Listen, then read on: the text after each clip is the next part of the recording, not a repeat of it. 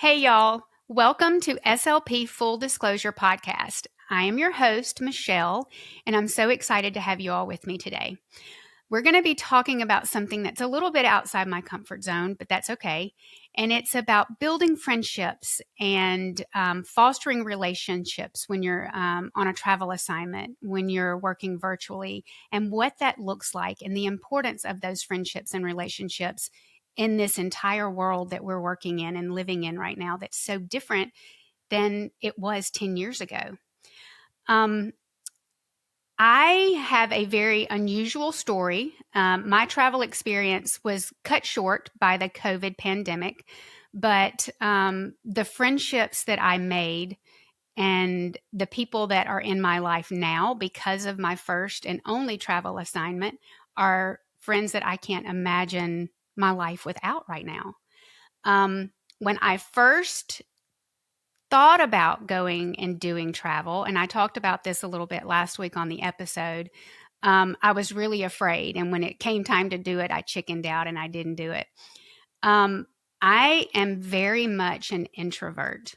I have a very small group of core friends that I love and adore and are connected with daily.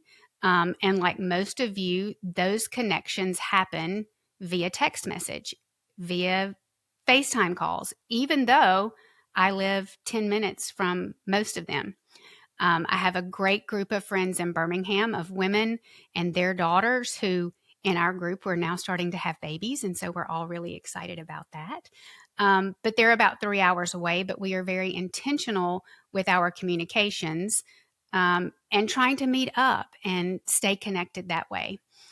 And that was one of the things that I was really afraid of when I started my travel assignment, that I was going to lose connection with those people who were core in my life and had been there through the good, the bad, and the ugly. But what I found was that we were able to stay connected, but I was also able to form relationships with people that I would have never met. And when I first moved to Baltimore, my biggest fear was because I'm a little bit older than, the young new SLPs out there. My biggest fear was that I was going to get into a situation where I didn't have anything in common with anyone. So I moved from Mississippi. I moved all the way to Baltimore, Maryland, and I would go into a restaurant and I would order food. I would be at a drive-through and they would just look at me and they would say, I don't know what you said. Where are you from? Because this really strong Southern accent that I have.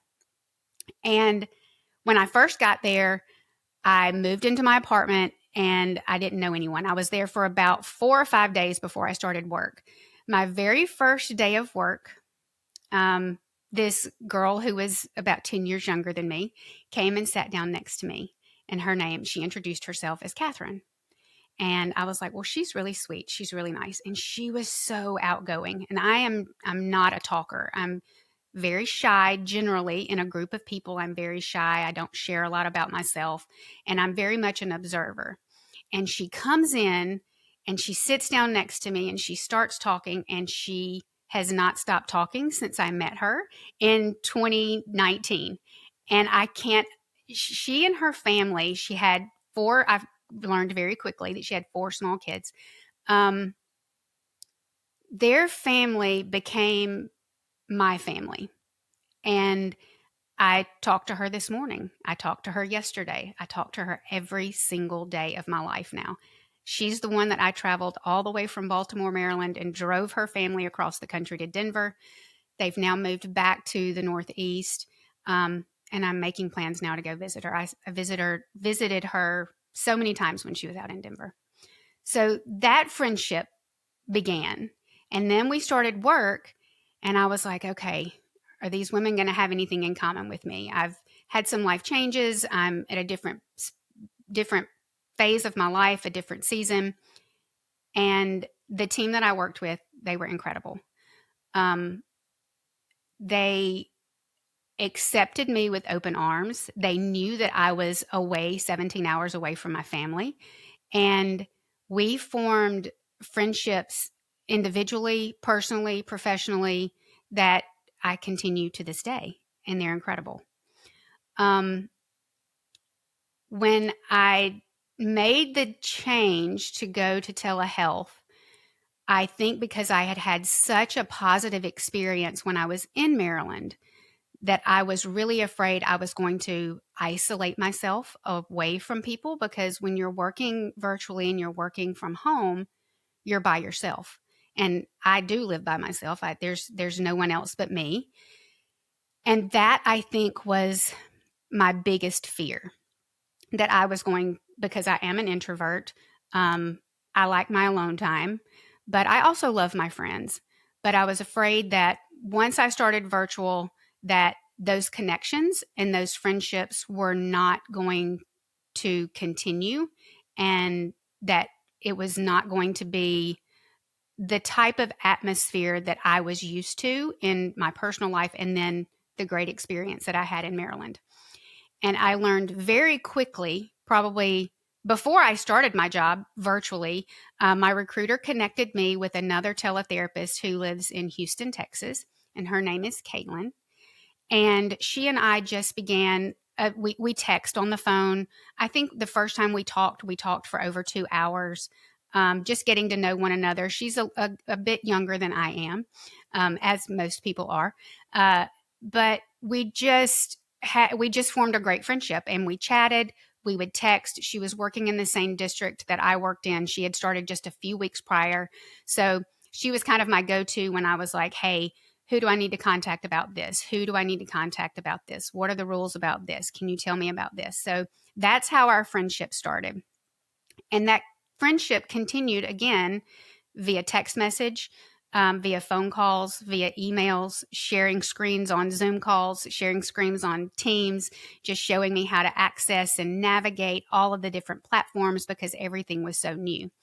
But I feel like my recruiter was a pivotal person in helping me to develop that connection, because without that connection, I wouldn't have had that person to kind of go to, right? So we continued texting, talking, and I considered her a friend. We had never met in person. And so the following summer, my daughter and I ended up going on vacation to Cabo. We stayed there for an entire month. It was incredible. I highly recommend Cabo. Um, and because, again, another fantastic perk of working for AMN and working virtually, I was able to continue work. And I worked full time while I was there, and it was fabulous. But I was able to spend a month in Cabo. And one day, Caitlin and I were talking on the phone, and I was like, hey, my daughter and I are going to be in Cabo. We've got a house that we've rented. Why don't you come and visit? I'd love to meet you, and it would be we would have a really good time. And surprisingly, she said yes. And she and her now wife came to visit us in Cabo, and that was the first time that we had ever met in person.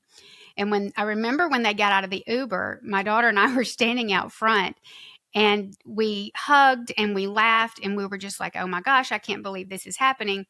And they both said, well, all of our friends think that we're crazy coming to meet people in a foreign country and stay with people that we don't know. We've never met you in person. And the week that they were there, we had the best time. Our friendship grew, our relationship grew. We became closer friends. And we share in each other's lives daily about everything that's going on, not just professionally, but also personally. I've traveled to Houston to visit her several times for the rodeo and things like that. So that it was something that was very surprising to me, that a friendship and a connection like that could develop out of a virtual job with someone who lives in a completely different state. We meet in a completely different country, and we work in a completely different state than where we both live. It's magnificent. And I never thought that I would be able to develop these close knit relationships and friendships like I have working virtually. And as you know, when you're working virtually, as a speech pathologist, you have to have people on the ground and kind of there to help you and assist you in your everyday, day-to-day things that you have to do, pulling kids, helping with assessments, sending home paperwork, and those kinds of things. Another relationship that was and is so important to me is my parafacilitator at my school in Leavenworth. She does not work there anymore, but we worked together for 2.5 years. Again, a relationship that developed virtually. We would see one another daily on the computer. We would text all the time. And we very quickly came to realize, and she is much younger than me. She is like closer in age to my daughter than she is to me. And we quickly realized that we had so many of the same interests, our morals, our beliefs, and we've had some really deep conversations about life, about our faith, sharing about our families, and being there for one another, in times that you need a friend and you might need that outside perspective of someone to look in. And as a matter of fact, this relationship, even though we don't even work together anymore, but she is pregnant with her first baby, and my daughter and I are flying to California next weekend to attend her baby shower and meet her for the first time in person and be with her and her husband as they welcome this new baby into their home and into their lives. And I could not be more excited about that. We've ordered baby gifts. I've had them all shipped to California because I certainly can't take them on the plane from Memphis all the way out there. And we're going to have a great time. And I have looked forward to this trip since the day that she told me that she was pregnant. I've looked forward to this trip. So just another great example of a relationship that came out of a job where I am essentially at home by myself all day long on the computer, and a relationship and a friendship that I will cherish for the rest of my life. I think that those personal connections are super important, but another thing that I was not really concerned about, because I have worked with a multidisciplinary team for many years, my entire career, but making sure that I was connecting with those professionals at the school where I was working and making sure that they knew who I was, how they could get in touch with me, and that those lines of communication remained open. And one of the first things that I did is I made friends with our school psychologist, because I know that they're kind of the go-to. But I also feel like I have really good relationships with my administration. I have really good relationships with my teachers. When we hop on to meetings while we're waiting for parents to join, we're sharing about our families. One of our principals had a grandbaby recently, and she and I have chatted about that. Just sharing in one another's lives and not keeping it professional all the time, but letting people know who you are as a person. And I feel like, I've talked about being an introvert and having a really small circle, and that my biggest fear was this virtual telehealth job was going to isolate me even more and help keep me kind of in my bubble. But I think it has done the exact opposite. It has allowed me to, and it has pushed me to open up myself to other people and make those connections with people that I would not have otherwise met. I would have never met Genesis way out in California. I would have never met Caitlin all the way in Texas. I would have never met Catherine all the way in Pennsylvania and Maryland. And I can't imagine my life without these people. And so being virtual and doing the telehealth, it has really helped me build that confidence in building those relationships in other arenas. And I think that just the way that just the way we communicate every day, it's via computer, it's via text message, it's phone calls. My daughter literally lives 100 yards from me, and we text back and forth all the time. I mean, I could walk to her house in 30 seconds, and we're texting back and forth. That's just how we communicate and how we continue our relationships. Being the age that I am, I would like to say that it was back in the day. It wasn't like that back when I was growing up, and it really wasn't. You can get on your phone and you can see what people are doing and where they are all the time via their social media. But I think that the one thing that had excited me the most was realizing that these relationships and these friendships do exist, and they can exist in this virtual world. Okay. I think that moving forward, I would encourage people to make sure that you are being intentional. Make sure that you are being open and honest. Make sure that you're putting yourself out there. And that's something that 10 years ago, 15 years ago, I would not have been able to tell myself. Be authentic. Be willing to make those connections with people that are different from you. I mean, I came all the way from the South. I was up north. The funniest story ever, I connected with a little boy during the COVID pandemic out in California at my virtual job. And he, the kids were at home, and his mom connected him on the computer, and we started having our speech sessions. And he was the cutest little thing, and he was talking with me, and we were having our session, and I was telling him a little bit about me, and the mom was in the background. I could see her and telling her who I was and where I was from. And I said, "So what do you think? Have you ever heard of Mississippi?" And he just he smiled. I think he was about in the third or fourth grade, and he looked up his mom, and I said, "Do I sound different than your friends out in California?" And he looked at me straight in the face in the computer, and he said, "You sound like a cowgirl." And his mother was like, "I am so sorry." And I was like, what are you talking about? A cowgirl? Cowgirls are awesome. Like, that's a huge compliment.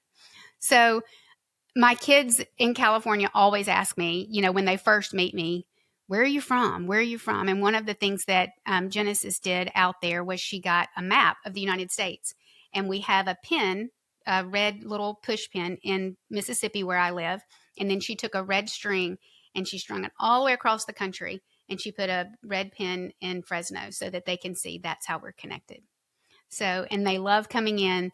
Of course, Mississippi is a word that we practice in speech a lot because it's a multisyllable word. It has lots of sounds and lots of S's. And so the kids think it's really fun to talk about and learn about Mississippi. I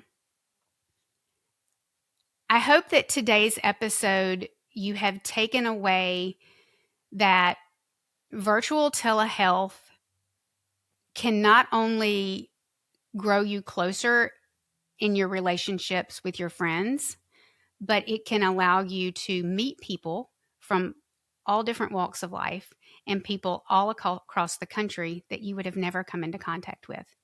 So if you're thinking about taking the plunge to telehealth, if you're thinking about taking the plunge for travel, and you're worried about those relationships and you're worried about building those bonds with people when you're moving from place to place, if you're traveling from one state to the next every season, or you're worried about being at home and not being able to make those relationships, trust me when I tell you that not only is it possible, but it has made my life a better place for it. And my life is better for the people that I have met through my travel assignments and through working virtually. So I hope you guys enjoyed today's episode, and I look forward to talking to y'all next time. Thanks so much. Thank you for tuning in to SLP Full Disclosure. You can learn more about this episode and our show on our website at amnhealthcare.com. If you enjoyed this episode, share it with a friend and subscribe to our show on your favorite podcast platform. You can also find show updates and SLP opportunities on our Instagram at AMN Allied. Special thanks to AMN Healthcare for making this show possible. See y'all next time.